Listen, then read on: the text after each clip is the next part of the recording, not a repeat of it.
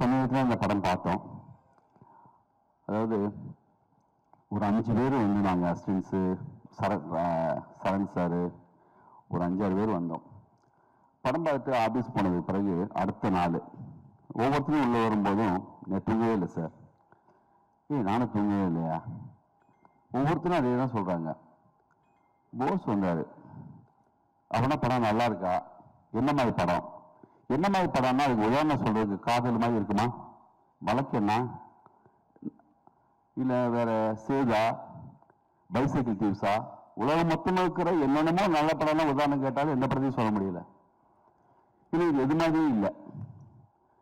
Cinema வந்து காலங்காலமா பாலசார் சொன்ன மாதிரி ஒவ்வொருத்தங்களும் ஒரு ரேஸ் மாதிரி கொஞ்சம் கொஞ்சமாக கடத்தி கொண்டு வந்து நம்ம பார்த்து பிரமிச்ச மிகப்பெரிய டைரக்டர்ஸ் எல்லாமே அப்படிதான் வளர்த்து எடுத்து கொண்டு வந்திருக்காங்க. பாலச்சந்திரன் வந்து மிகப்பெரிய டைரக்டர். ஆனால் பாரதிராஜ சார் வந்து தொடர்ந்து 2 படம் நல்ல படம் பண்ணவுடனே இவன் காலில் விழுந்தெல்லாம் இருக்கு அப்படி ஒரு படம் பண்ணிட்டாருன்னு சொன்னார். அப்படி ஒவ்வொரு காலகட்டத்திலையும் ஒவ்வொருத்தங்களும் புதுசு புதுசாக வந்துகிட்டே இருக்காங்க. அதான் இந்த சினிமா.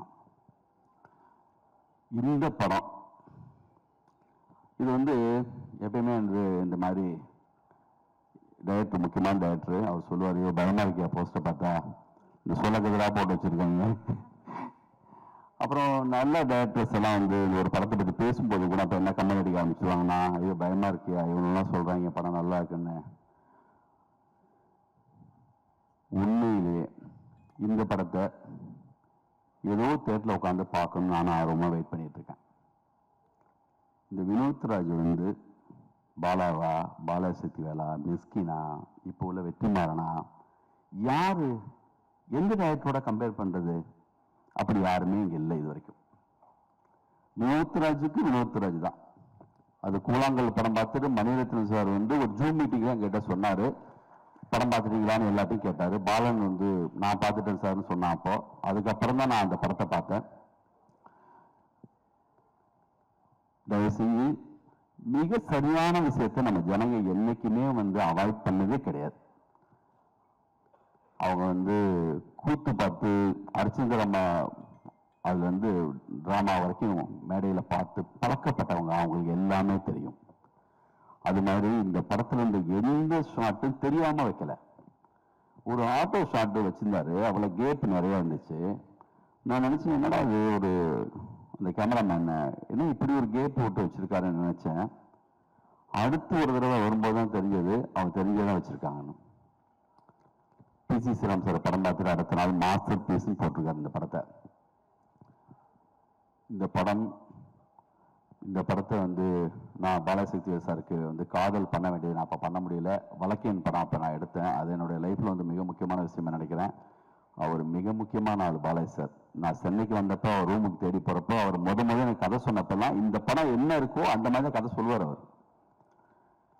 அதனுடைய முயற்சியில தான் அவர் ஒர்க் பண்ண படம்லாம் பார்த்தா சூரியன், ஜென்டில்மேன் இந்த மாதிரி பண்ணா வேலை பார்ப்பாரு. ஆனால் கதை சொல்றப்ப மட்டும் அந்த சவுண்டோட சொல்லுவார்.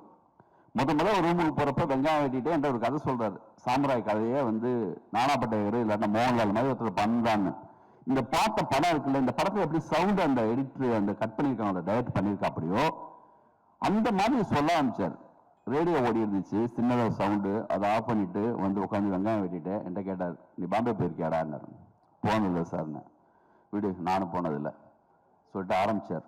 இந்த படத்துடைய ஓப்பனிங்கடா, ஒரு ஸ்ட்ரீட்ல கேட்கிற அந்த சத்தம் தள்ளி கேட்கும் பாத்தியா, அப்படியே லேசா அதை சொல்ல ஆரம்பிக்கிறப்பே ஒரு பொண்ணு வாயில ஒரு நெல்லிக்காய், அது கதை சொல்ல வராது, அவர் எடுக்கிறவர். அவர் சொல்ல ஆரம்பிக்கிறப்ப அப்படி இருக்கும். எனக்கு ஆசையா இருக்கும், என்னடா இப்படி சொல்றாரு, நம்மளுக்கு எல்லாம் அது வருமா?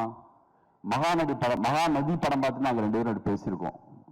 ஒவ்வொரு காலகட்டத்திலையும் ஒரு படம் வரும். அப்படி ஒரு படம் இப்ப வந்திருக்கு. சூரி அந்த கழுத்துல அப்படி போறது வந்து அந்த படம் அவருடைய இன்ட்ரடக்ஷன் இருக்கும்.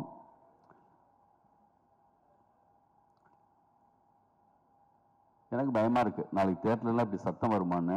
ஆனா நம்பிக்கை இருக்கு, யாராவது ஒருத்தர் வந்து தள்ளி நின்று நல்ல படம் பார்க்கும்போது சத்தம் போடாதீங்கன்னு சொல்றதுக்கு 4 நல்ல ரசிகர் எப்பயுமே ஒரு தியேட்டர்ல இருப்பாங்க. அதையும் நான் எதிர்பார்த்துட்டு இருக்கேன்.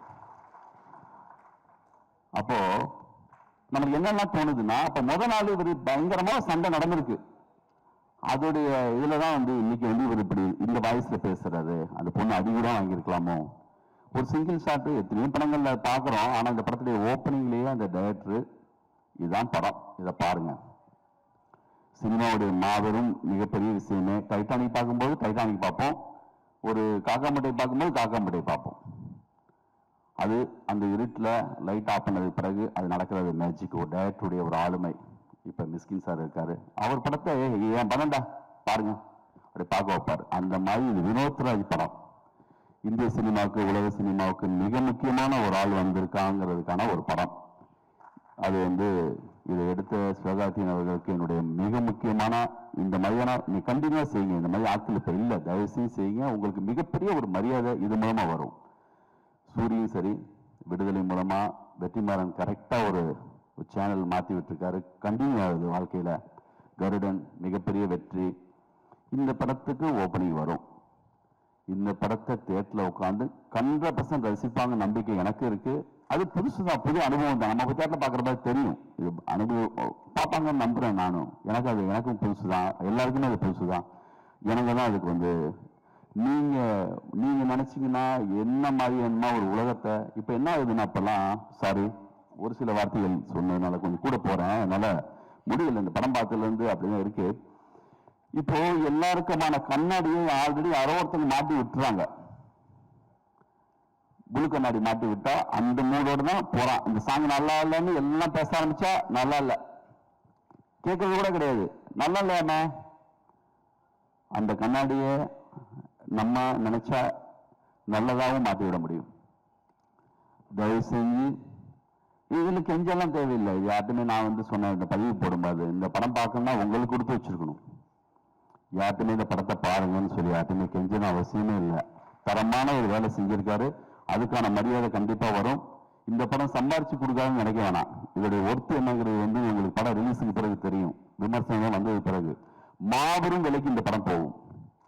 இந்த படத்துடைய ஹீரோயின் நேரையே பார்க்கும்போது அந்த அடையாளமே இல்லை, அப்படி பண்ணியிருக்காங்க. அந்த படத்துல நிறைய இருக்கு, பக்கம் பக்கமா இந்த படத்தை எழுதலாம். பாலச்சந்தர் வந்து காதல் படம் பார்த்துட்டு பாலசக்தி சாருக்கு ஒரு லெட்டர் எழுதினார். அது மாதிரி ஒவ்வொரு இயக்குனரும் இந்த படத்துக்கு வந்து அத்தனை பக்கம் பக்கமா எழுதி அவருக்கு அனுப்பலாம். கூடியவிரைவில் இன்னும் மிக முக்கியமான இயக்குனர்கள் இந்த படத்தை பார்ப்பாங்க. இது வந்து இந்திய சினிமாவில் உலக சினிமாவுக்கே ஒரு அடையாளமான ஒரு படம். இந்த படத்துல வேலை பார்த்த எல்லாருக்கும் என்னுடைய வாழ்த்துக்கள். நன்றி, தேங்க்யூ.